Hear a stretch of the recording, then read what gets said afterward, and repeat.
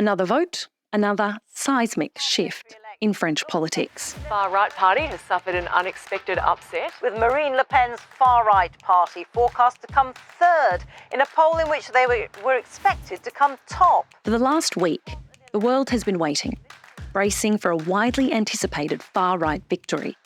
But over the weekend, the country's second-round election results delivered a surprising twist. I think there is a sense of creeping shock of a far-right party taking possibly an overall majority, if not being the biggest party in the French Parliament, has not come to pass. Instead, an unlikely coalition of left-wing and environmental parties, known as the New Popular Front, cobbled together every vote it could muster to prevent the far-right National Rally from gaining power.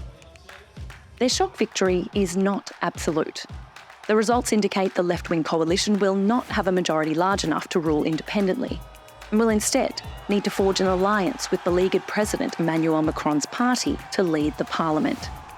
As a result, all signs now point to a precarious future for the French people, as they drift between the country's political extremes in search for answers about their collective future.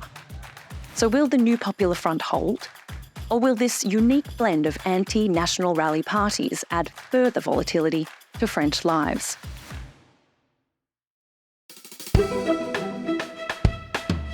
From the lands of the Kulin Nation, my name is Emma Hoy. You're listening to Leave It to the Experts. A week is a long time in politics.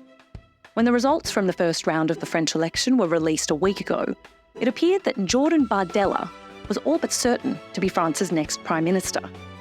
His party, the National Rally, along with seasoned campaigner Marine Le Pen, was positioning itself as the party in waiting to run Parliament. Bardella's National Front had won 33% of the vote. The New Popular Front came in second, and the parties allied with President Emmanuel Macron came in a distant third. Bardella, the 28-year-old anti-migration son of Italian migrants, ran on a platform of policies like restricting dual nationals from strategic jobs within French society, something they called national preference. But in the days that followed, Bardella and Le Pen's grip on the keys to power would loosen. Other parties across the political spectrum have called for a Republican front to block Le Pen's party. More than 210 candidates confirmed that they would not stand in this weekend's runoff election. What became known as a Republican front evolved. The French political parties from the centre to the extreme left put aside their differences to do whatever they could to ensure that the far right would not take power. In seats across France, candidates with little hope of winning, at risk of splitting the vote with other anti-far right parties, would step aside. At the same time, violence against political candidates rose. But we've had a lot of violence. We've had more than 51 candidates or activists attacked during the campaign. As the week advanced, the National Rally shifted its language, claiming it would try to govern even without an overall majority. By Sunday's all-important vote, the country became gripped by a sense of dread over what might follow, regardless of who won. The New Popular Front, France's far-left coalition, looks set to take a shock victory after exit polling indicated set to snatch victory from the far right in a surprise upset. But instead, the New Popular Front, a hark back into France's political history, held firm against extreme elements and has won the most seats on 182, ahead of Macron's Ensemble Alliance on 163 and the National Rally on 143. Bardella claimed the result was undemocratic.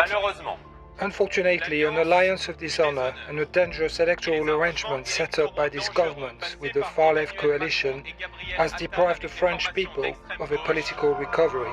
But if you look at those figures, there isn't much separating the three parties. This New Popular Front is a grab bag of left-wing candidates, not just from France, but also its territories in the Pacific and Caribbean. They weren't even an alliance just weeks ago, and now it holds the most seats in the French Parliament. So what does all this mean? Let's get more from our expert, Associate Professor Ben Wellings, an expert in European nationalism at Monash University in Melbourne. So, Professor Wellings, quite a surprising result in France over the weekend. Contrary to what many of us expected, it now appears the left-wing New Popular Front has won the most seats, and the party that many expected would win, the far-right National Rally, has come in third. What are the key factors that got us here? What led to this shock election result? Okay, so Emma, I think the main thing here is the idea of tactical voting. And that is that very quickly after Emmanuel Macron announced the elections, the left and the Greens joined together in a coalition, and they made an agreement with Macron centrists that whoever was in third place in the first round of voting would drop out, so that it was always, as much as possible, a straight runoff between the far right and someone who was not of the far right. And that seems to have worked. So between them, the centrists and what's called the New Popular Front, so the left-green coalition, if you like, have managed to block the far right from becoming the dominant party in the French National Assembly. National Rally leader Jordan Bardella has criticised that coalition, what he calls an unnatural alliance between Macron and the left that was forged in an effort to defeat the far right. So has this vote just built volatility into the future of the next French Parliament? Well, possibly. I mean, the first to Bardella's point, I mean, people and parties can make electoral pacts, and people can vote where they want. So I don't think it does anything to sort of delegitimize the result as it stands.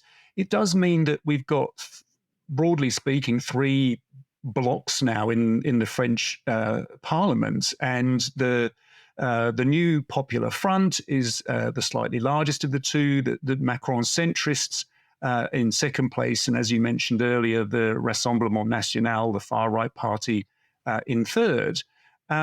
So it's going to be difficult to govern, that's for sure. And we're not clear at this moment who's going to be the prime minister or which bloc they'll come from. It's presumably got to be from the New Popular Front, the largest party. Macron centrists are pretty discredited, and the Rassemblement National is in third.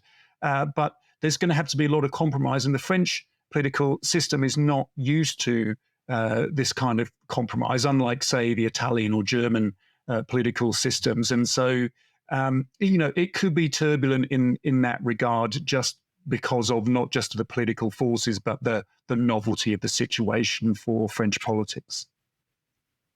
Jean-Luc Mélenchon, the leader of the France Unbound Party, has been slated by many as the most likely to seek the role of Prime Minister.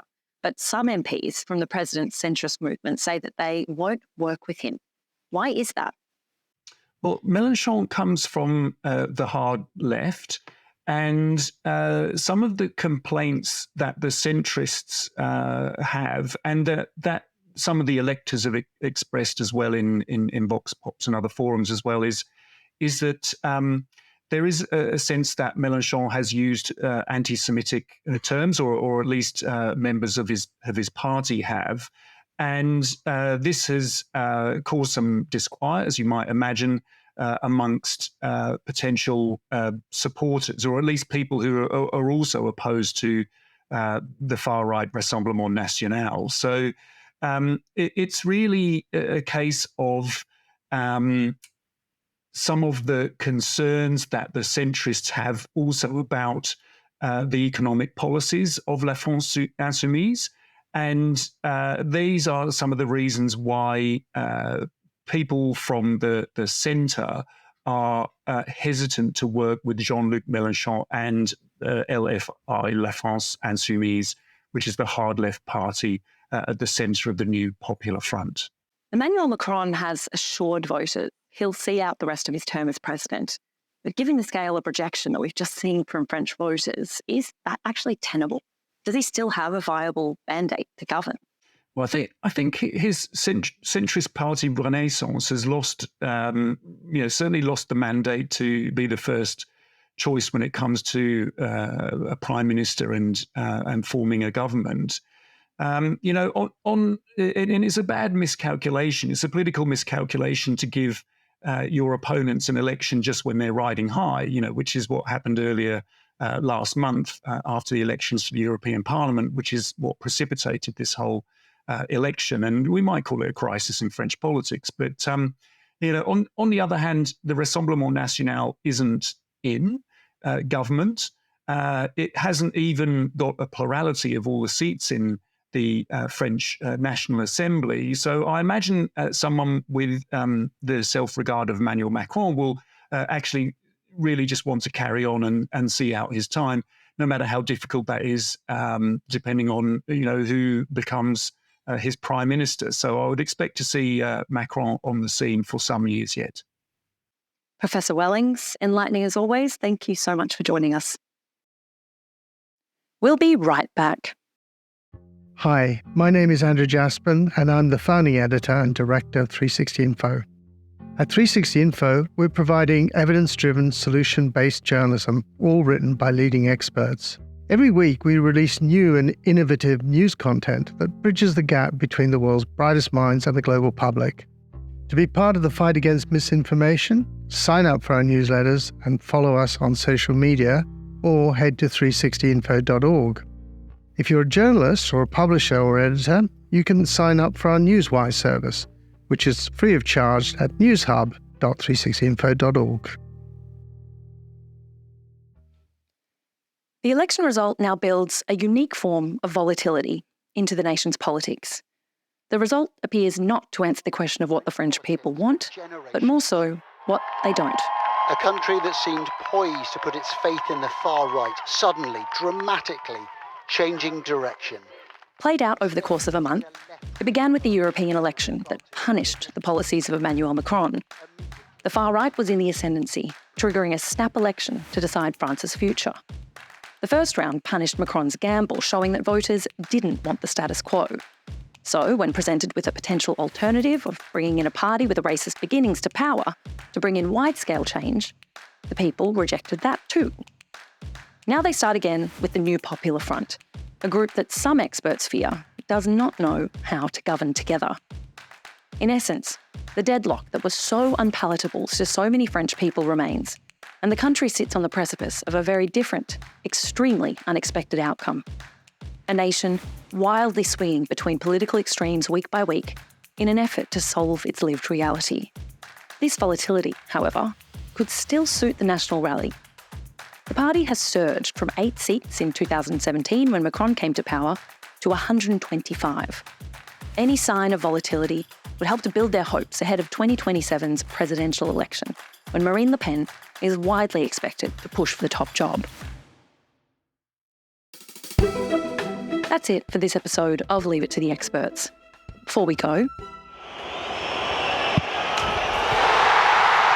France have done it! The day before France voted, in Germany, the French national football team played in the quarterfinals of the Euro 2024, the continent's premier soccer or football competition.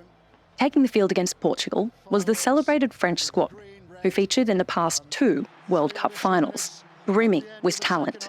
The lineup included Mike Maignan in goals, the son of a Haitian mother and Guadeloupean father.